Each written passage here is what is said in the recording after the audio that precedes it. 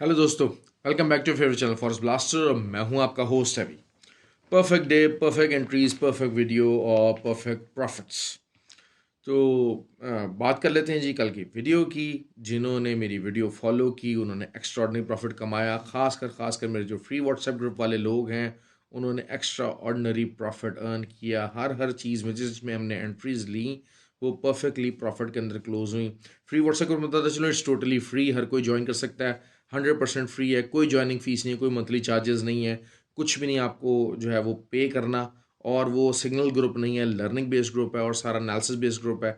और आपको community based group है, उसके अंदर आपको सवाल पूछने की, चीज़ों को जानने की ज़रूरत है। मार्केट के अंदर क्या चीज़ कैसे बिल्ड कर रही है, क्या सिग्नल आने जा रहा है, क्या मार्केट की परफॉर्मेंस है, क्या टीएस है, हर चीज़ उसके अंदर शेयर की जाती है, पढ़ाई जाती है, बताई जाती है। आपको करना क्या है, सिर्फ ऑक्टा एफएक्स और एक्सनेक्स पे हमारे आईबी लिंक के साथ जुड़ना और वहाँ पर आके ट्रेड करके अपना अकाउंट ओपन करना। लिंक्स वीडियो के डिस्क्रिप्शन में मौजूद हैं। और इसके अलावा अगर आप ऑलरेडी ऑक्टा एफएक्स या एक्सनेक्स के ऊपर ट्रेड कर रहे हैं तो फिर आईबी लिंक्स नीचे मौजूद हैं, आप लाइव चैट पे जाकर इसको चेंज कर सकते हैं और हमारे इस फ्री व्हाट्सएप ग्रुप की फैसिलिटी हासिल कर सकते हैं। मेरा व्हाट्सएप नंबर भी नीचे मौजूद है। मेरा मानना हमेशा से यही है कि इस फॉरेक्स फील्ड के अंदर सिग्नल्स के बेस के ऊपर आप जो है वो खाली लर्न और या अर्न नहीं कर सकते। बहुत सारी चीज़ें हैं जिनको आपको सीखना पड़ेगा। टेक्निकल एनालिसिस की एक इम्पॉर्टेंस है, फंडामेंटल एनालिसिस की एक इम्पॉर्टेंस है और उसके अलावा साइकोलॉजिकल और ट्रेड हैंडलिंग की एक अलग इम्पॉर्टेंस है, जो हर चीज़ हमें उस ग्रुप के अंदर सिखाई जाती है। खैर, कल का जी रिव्यू करते हैं। कल मैंने आपको बताया था मॉर्निंग के अंदर अपनी वीडियो को मैंने डिवाइड किया था कुछ पोर्शंस के अंदर, क्योंकि फंडामेंटल डाटा बहुत ज़्यादा था। तो मॉर्निंग मैंने आपको कहा कि जी 65 तक मार्केट जा सकती है, 64.8 तक मार्केट गई, परफेक्टली प्रॉफिट हमने अर्न किया। उसके बाद डाटा जो है वो आया और उसमें एज पर वही रिसेशन बेस था। सिर्फ एक डाटा डिफरेंट आया जो जीडीपी नंबर से, जिसका मैंने कल डाउट जाहिर कर दिया था। क्योंकि जब आपकी इन्फ्लेशन हाई होती है तो ऑब्वियसली जीडीपी भी आपकी एक्सपैंड करती है। तो मैंने कल की वीडियो में जिक्र किया था कि जी परसों क्योंकि हाउस सेल्स की जो कॉस्ट थी वो हाउस मैन्युफैक्चरिंग की और सारा कुछ, उसका जो प्राइस इंडेक्स था वो इंक्रीज़ हुआ था। तो दैट गिव्स अ साइन कि जनाब जीडीपी कॉन्ट्रैक्ट नहीं होगी, और वही हुआ, जीडीपी इंक्रीज़ हुई।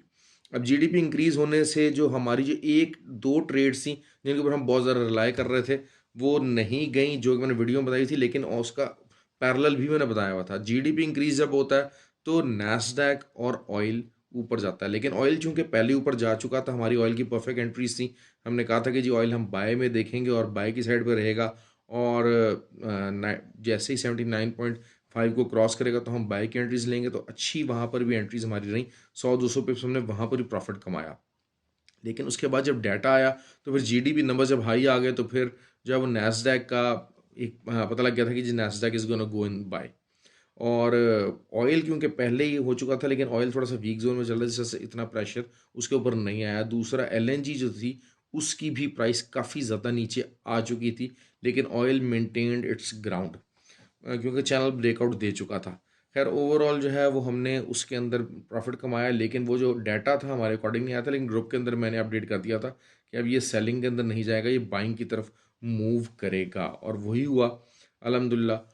उसके अलावा आपको यूएसडी कैड के ऊपर मैंने कहा था जी बार बार जाएं, सेल कीजिए सेल कीजिए, और ज़बरदस्त किस्म का प्रॉफिट रहा। उसके बाद हमारे ग्रुप के अंदर ही जो है वो जेपीवाई और यूएसडी का पूछा गया। वो मैंने उस टाइम में कहा, सब लोगों को ही कहा कि we have to do the selling, क्योंकि USD is gonna get weaker and weaker, because ये चीज़ तय है। पावल जितना मर्जी मार लो, खा लो, पी लो, कर लो, उसके बावजूद भी जो है वो D X Y is on the weaker ground. बल्कि शायद डी एक्स वाई थोड़ा सा पंप लिया और लोगों को जो डी एक्स वाई के जो बायर्स थे उनको फंसाया, और उसके बाद eventually D X Y getting on the lower side, और वहाँ पर काफ़ी ज़्यादा लोग अभी तक बाय में फंस चुके हैं। उसके अलावा मैंने आपको जो है वो जीबीपी और यूरो का कहा था जितना नीचे आए बाय कीजिएगा। अच्छा, सेकेंडली मैंने आपको कहा था कि पॉल की जो स्पीच आएगी तो गोल्ड नीचे जाएगा, लेकिन मैंने आपको क्या कहा था, जितना भी नीचे जाए आपने बाय करना है, दैट्स इट। और वही हुआ, हमारी वो स्ट्रैटेजी स्पॉट ऑन थी, परफेक्ट था। मुझे था अंदाज़ा कि जी इस स्पीच का क्या फंडामेंटल डाटा का क्या इम्पैक्ट आना है और उसके बाद उन्हें ट्रेड कैसे लेनी है। तो एक्स्ट्रॉर्डनरी प्रॉफिट अर्न किया। 70 का तकरीबन, जो 72 का मेरा जेन में था, लेकिन 70 का टारगेट हम लोगों ने हिट किया।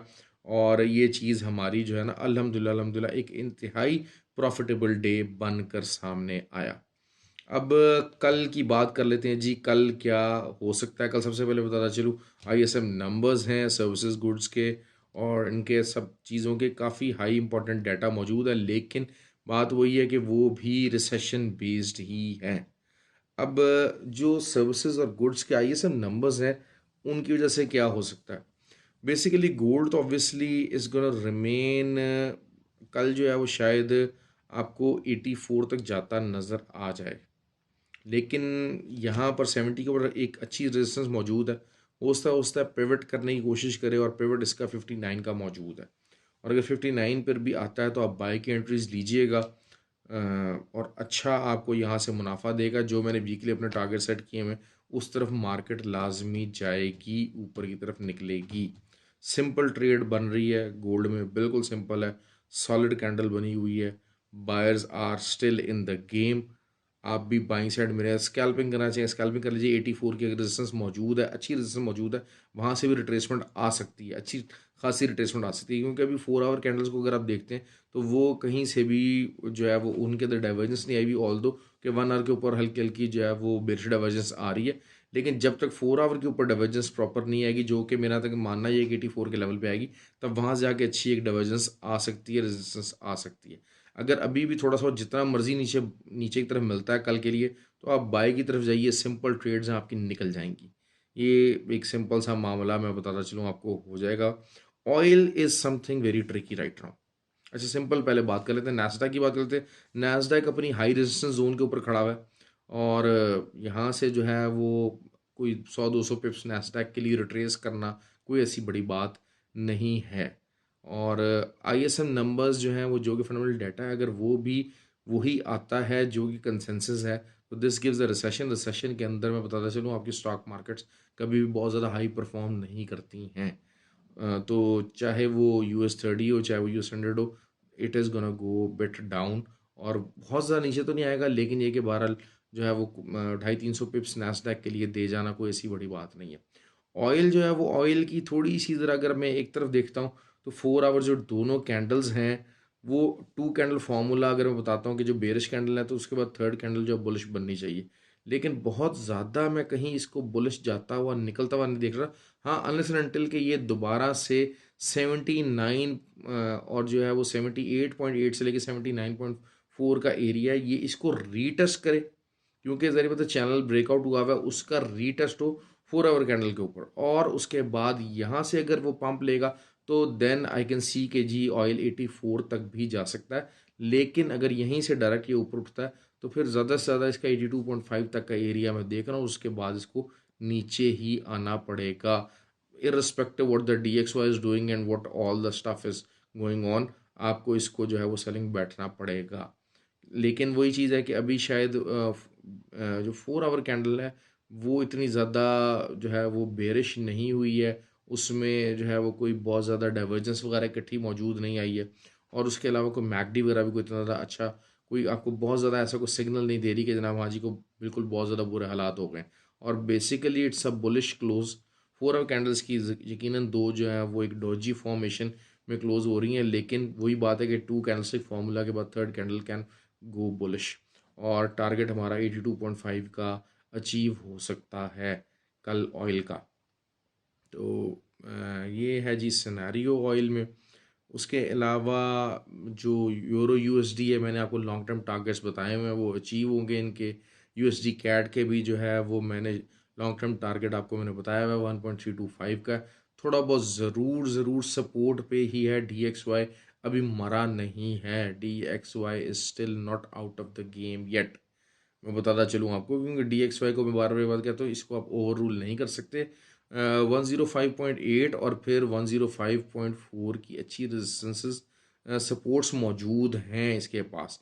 अभी इस वक्त करंटली जब मैं बात कर रहा हूँ तब मार्केट अभी भी जो है वो 106 से ऊपर DXY चल रहा है। आई डोंट नो कि क्लोजिंग कहाँ पर आती है। वीडियो थोड़ी जल्दी बनानी पड़ती है क्योंकि फिर बहुत ज़्यादा लेट हो जाता है, बहुत सारे लोग जाग रहे होते हैं और वो इस इंतज़ार में होते हैं कि कब वीडियो बनाए, और वीडियो देखे बगैर वो सोते नहीं, और मुझे मैसेज आना शुरू हो जाते हैं। आप लोगों की मोहब्बत है, सारा कुछ, उसका बहुत ज़्यादा शुक्रिया।